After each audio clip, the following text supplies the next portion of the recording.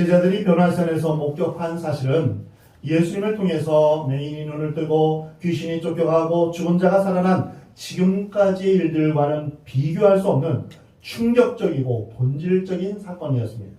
왜냐하면 영원 전부터 계셨고 영원토록 계실 예수 그리스도를 목격했기 때문입니다. 우리가 믿고 있는 예수 그리스도는 어떤 분이십니까? 그는 단순히 2000년 전에 팔레스타인의 해변가를 거닐며 십자가의 처형을 당하신 역사적인 인물만이 아닙니다. 예수님은 부활하셔서 지금도 살아계시며 이 세상을 통치하시고 다스리시는 만왕의 왕이십니다.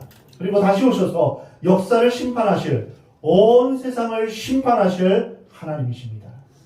제자들이 변화산에서 목격한 예수 그리스도는 그들이 같이 먹고 자고 말씀을 들었고 기적을 보았던 그 예수님이 아니었습니다. 그들은 그곳에서 전혀 새로운 예수님을 발견했습니다.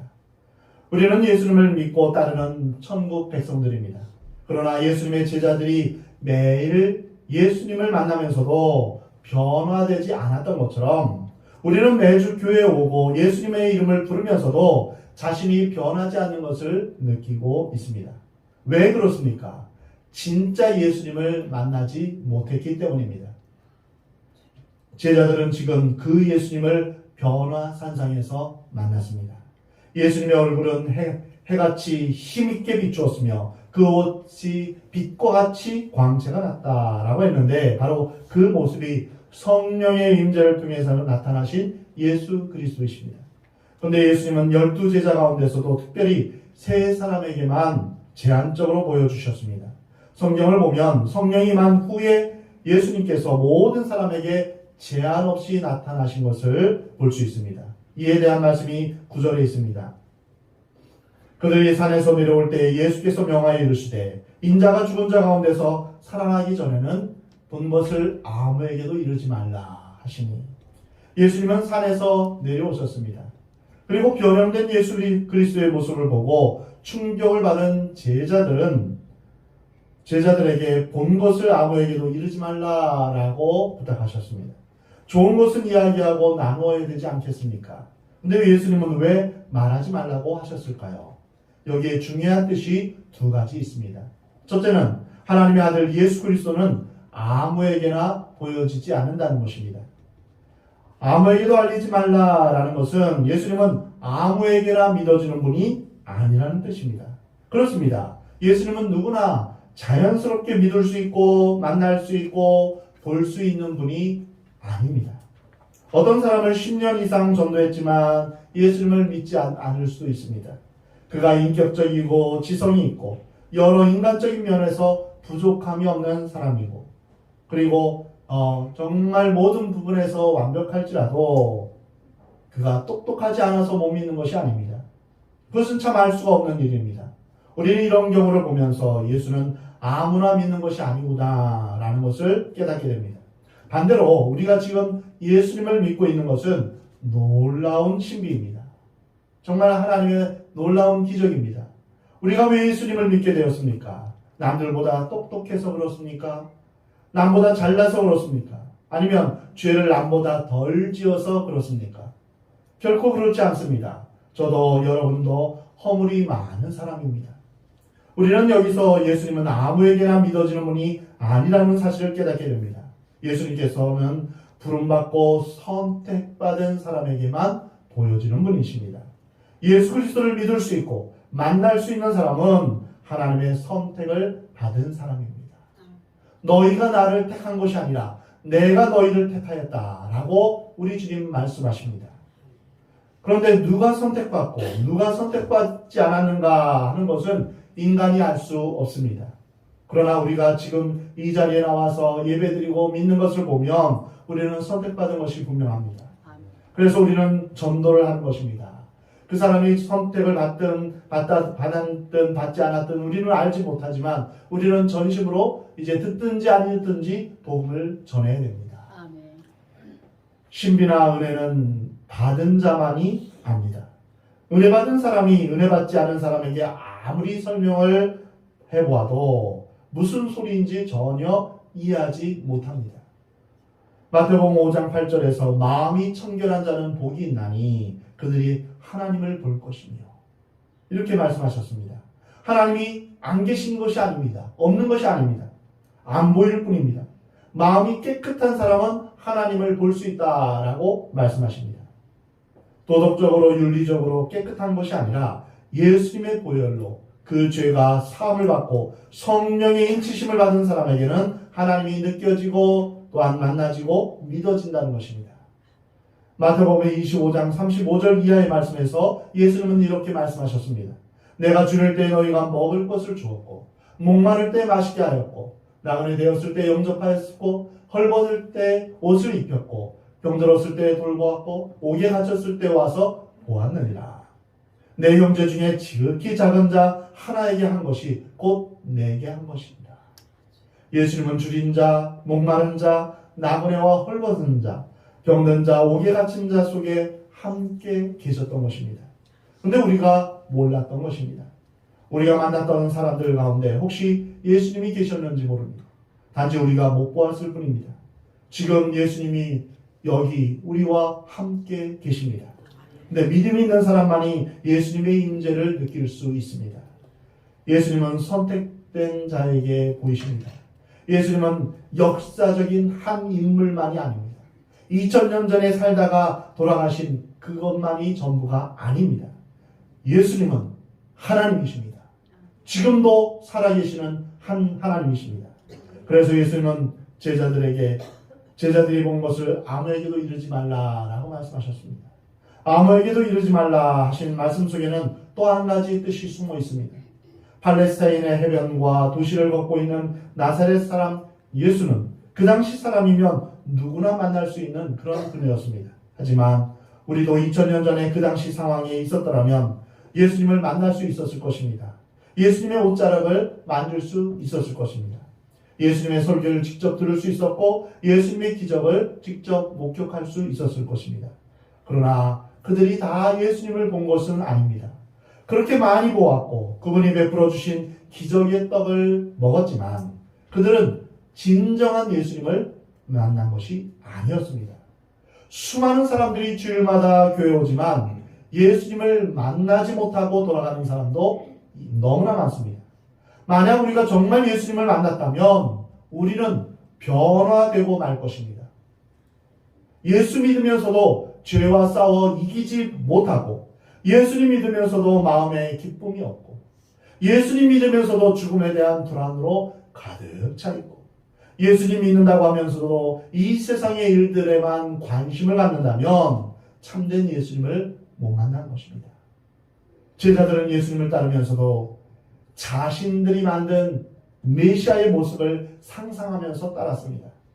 제자들이 원하는 메시아는 위대한 다윗과 같이 능력이 있어서 주변 국가들을 다 정복하고 심판하며 이스라엘을 독립시키고 회복하게 하는 능력 있는 메시아였습니다. 유대인들의 마음속에 깊이 뿌리 박혀 있는 이 정복하는 메시아, 이러한 관념을 바로잡으려면 긴 시간이 필요했습니다.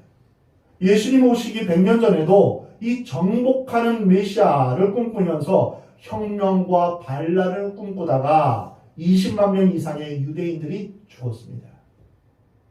유대인들에게 있어서 어쩌면 이것을 고치기란 거의 불가능한 것처럼 보입니다.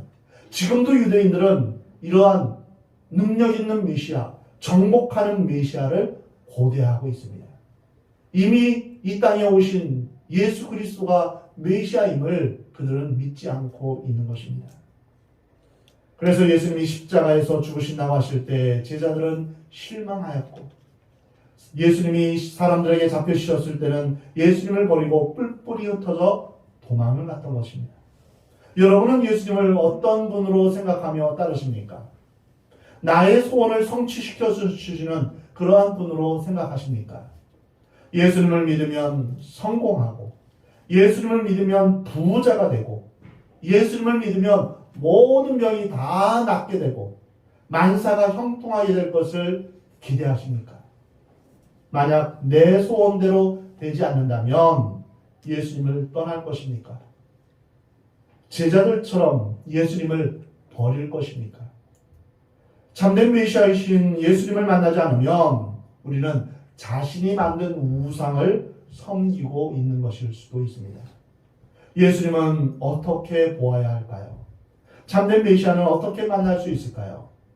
예수님의 말씀에 따르면 인자가 십자가에서 고난을 당하고 부활하면 그때는 말해도 괜찮다고 하셨습니다. 부활하신 예수 그리스도를 만날 때 참된 메시아가 만나진다는 뜻이 이 말씀 속에 숨겨져 있는 것입니다. 이렇게 실제로 부활하신 그리스도를 만난 사람들이 있습니다. 그것은 수많은 군중도 아니었습니다. 그들은 오순절날 다락방에서 무릎 꿇고 기도했던 120명의 성도들입니다. 그래서 우리는 참된 메시아를 만나기 위해서는 기도로 또한 준비하며 우리가 성령으로 충만하기를 우리가 간절히 기도해야 됩니다. 성령이 임했을 때 그들은 참된 메시아를 만났습니다. 호련히 하늘로부터 급하고 강한 바람 같은 소리가 있어 그들이 앉은 온 집에 가득하며 마치 불의 혀처럼 갈라지는 것들이 그들에게 보여 각 사람 위에 하나씩 임하여 있더니 그들이 다 성령의 충만함을 받고 성령의 말하게 하심을 따라 다른 언어들로 말하기를 시작하니라. 이것은 전혀 새로운 경험입니다. 우리가 인간적으로, 의지적으로, 감정적으로, 지성적으로 예수님을 나의 주님으로 신하고 고백할 수 있습니다. 이것이 신앙의 첫걸음입니다. 예수님을 나의 주님으로 고백하고 예수님을 내 마음 가운데 받아들이는 것, 이것이 정말 중요합니다. 그러나 그 다음 성령의 인치심이 있어야 합니다. 120명의 성도들은 무엇을 체험했습니까? 한마디로 성령으로 임재하시는 부활하신 예수 그리스도를 보고 체험했습니다. 그래서 사랑하는 성도 여러분 기도의 자리를 사모하시기 바랍니다. 그리고 기도 가운데 간절히 성령으로 충만하기를 여러분 기도하시기 바랍니다. 그 120명의 성도들은 성령의 임재하심으로 말미암아 예수 그리스도를 체험했던 것입니다. 오늘 우리에게도 성령의 임재를 통하여서 역사하시는 예수 그리스도를 만나는 일이 필요합니다. 오순절 성령 강림 사건을 경험하고 나서 베드로는 무슨 설교를 했습니다. 누구든지 주의 이름을 부르는 자는 구원을 받으리라. 그가 예수님을 본 것입니다. 그것은 변화산에서 보았던 바로 그 예수님이십니다. 베드로는 계속해서 이렇게 말합니다. 이 예수를 하나님이 살리신지라 우리가 다 이 일의 증인이로다. 그리고 그런즉 이스라엘 온 집은 확실히 알지니 너희가 십자가에 못 박은 이 예수를 하나님이 주와 그리스도가 되게 하셨느니라. 이렇게 설교를 하자 놀라운 일이 벌어졌습니다. 이 설교를 듣고 순식간에 사람들이 성령의 감동을 받은 것입니다. 그들이 회개하기 시작했습니다. 가슴을 치면서 우리가 어찌할꼬 라면서 통회하기 시작했습니다. 이것이 바로 성령의 역사입니다. 어느 날 갑자기 성령이 우리에게 임하면 눈물이 나기 시작합니다. 가슴이 찢어지는 통회의 그러한 경험을 하게 됩니다. 예수님이 돌아가신 것이 다른 누구 때문이 아니라 나 때문에 돌아가신 것을 뼈저리게 느끼게 되는 것입니다. 저는 대학교 1학년 때 말씀을 묵상하고 읽으면서 그것을 통렬하게 느끼며 아주 통곡을 하며 울었습니다. 다른 누구의 죄가 아니라 나 때문에 예수님이 돌아가셨다는 그 사실이 너무나 가슴이 아팠습니다. 얼마나 울었는지 모릅니다. 나의 죄로 인하여서 이전엔 잘 알되던 회개가 뜨겁게 일어납니다. 이 성령의 역사하심이 우리 가운데 임해야 됩니다. 베드로의 설교를 듣고 3,000명이 동시에 가슴을 치며 회개하기 시작했습니다. 성령이 움직이신 것입니다. 예수님의 영이신 성령께서 역사하신 것입니다. 오늘 우리가 만나고 체험하고 믿어야 할 예수 그리스도가 바로 이분입니다. 사랑하는 성도 여러분, 모두 성령을 통하여서 참된 메시아이신 예수 그리스도를 만나는 은혜가 있기를 주의 이름으로 축복합니다. 본 말씀에서 한 가지 더 중요한 교훈을 발견할 수 있습니다. 그들이 산에서 내려올 때라고 9절에 말씀하고 있는데요. 예수님의 제자들은 높은 산에서 거룩하고 신령한 체험을 했습니다. 그것은 안진뱅이가 일어나고 죽은 자가 살아난 것과 비교할 수 없는 본질적인 그러한 영적 체험이었습니다. 그런데 예수님이 제자를 데리고 산에서 내려오셨습니다. 여기 아주 중요한 교훈이 있습니다. 왜 예수님이 산에서 내려오셨을까요? 그것은 십자가를 지기 위해서입니다. 예수님은 결코 거룩한 산에 계속 머물러 있지 않으셨습니다. 갈릴리에 모일 때 예수께서 제자들에게 이르시되 인자가 장차 사람들의 손에 넘겨져 죽임을 당하고 제3일에 살아나리라 하시니 제자들이 매우 근심하더라. 예수님은 자신이 죽을 것을 아셨습니다. 산에서 내려오셔서 이제 십자가의 길로 걸어가십니다. 이것이 예수님이 산에서 내려오신 이유입니다. 우리의 본향은 천국이지만 현실은 언제나 십자가가 기다리고 있습니다. 높은 산에서 깊은 영적 체험을 했다면 반드시 십자가가 있는 현실로 내려와야 합니다. 이것이 예수님의 뜻이요 예수님의 제자들이 가야 할 길입니다. 가난하고 병든 사람을 찾아가며 사람들이 거절하고 피하는 곳으로 내려가는 것이 십자가의 길입니다. 십자가는 고통입니다. 십자가는 자기를 부인하는 것이요 죽음입니다. 예수님을 믿는 모든 사람이 가야 할 좁은 문이요 좁은 길입니다.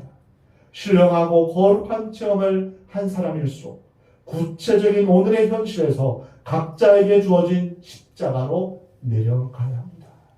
이 말씀하시기 전에 예수님은 우리에게 마태복음 16장 24절에서 말씀하십니다. 우리 함께 같이 읽겠습니다. 누구든지 시작. 누구든지 나를 따라오려거든 자기를 부인하고 자기 십자가를 지고 나를 따를 것이니라. 아멘.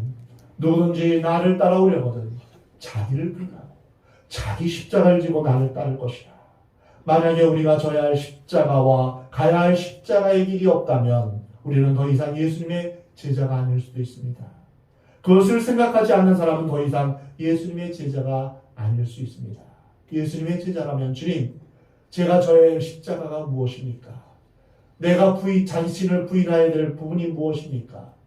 이렇게 주님 앞에 묻고 또한 주의 뒤를 따르기로 결단해야 할 것입니다.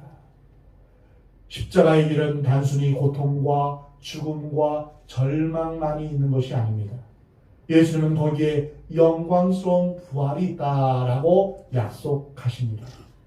이런 의미에서 십자가를 기쁘게 지면서 죽어가는 것이 부활신앙입니다. 여러분, 십자가가 없이는 하나님 앞에서 예수님과 함께 부활하는 것이 없습니다. 죽지 않았는데 어떻게 부활이 있을 수 있겠습니까? 십자가가 없이는 영광이 없습니다. 그래서 영미권에서는 이러한 말이 있습니다. No cross, no crown.